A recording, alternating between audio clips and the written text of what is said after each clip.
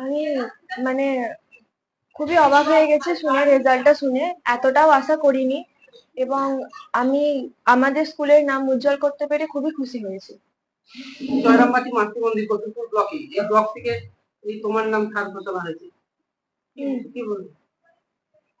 আমি খুবই খুশি হয়েছি এবং এদের এই কতুলপুর সহজবাসিনী বালিকা বিদ্যালয়কে এতজনের সামনে তুলে ধরতে পেরেছে, এটা আমার কাছে খুবই গর্বের ব্যাপার।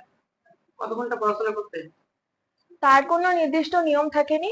আমি প্রতিদিন ভেবে নিতাম যে আজকে কোন কোন টপিক পড়তে হবে, তার সেগুলো কমপ্লিট করার জন্য যতক্ষণ সময় লাগতো ঠিক ততক্ষণই পড়তাম। এই সাফল্যের জন্য কাকে বেশি ইয়ে করবে, বাহবা দিবে? মা বাবাকে বেশি বলবো। মা বাবা। এরপরে কি নিয়ে পড়ার ইচ্ছা আছে এবং কি হওয়ার ইচ্ছা আছে? সায়েন্স নিয়ে পড়বো এবং ভবিষ্যতে রিসার্চার হওয়ার ইচ্ছা আছে। এরপরে যারা মাধ্যমিক পরীক্ষা দিবে তাদের উদ্দেশ্যে কি বার্তা দিবে? হ্যাঁ, বলবো যে টেক্সট বই যেন খুঁটিয়ে পড়ে,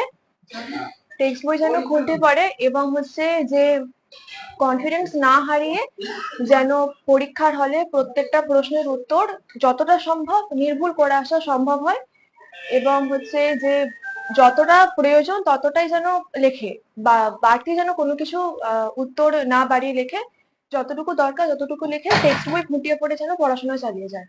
বহুদিন পর কতুলপুর ব্লক থেকে আবারও পশ্চিমবাংলার মধ্যে একজন হতে পারে, কি বলবে এটা? হ্যালো, তা নিয়ে কি বলবো,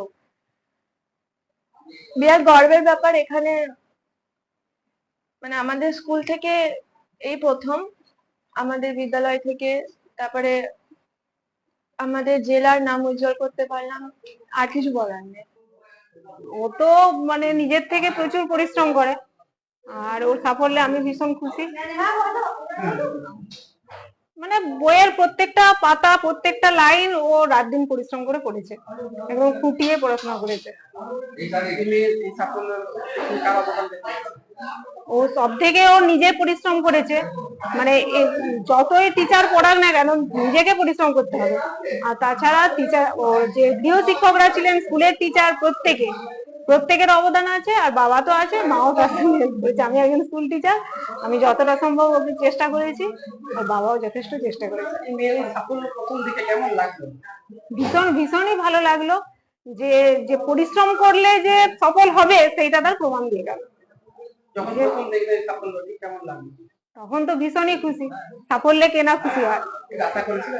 হ্যাঁ, আমি ওকে বলেইছিলাম, কালকে রাত্রে পর্যন্ত বলেছি তুই ফার্স্ট সেকেন্ড হতে পারবি না, কিন্তু থার্ড হবি, এটা মেনে নি।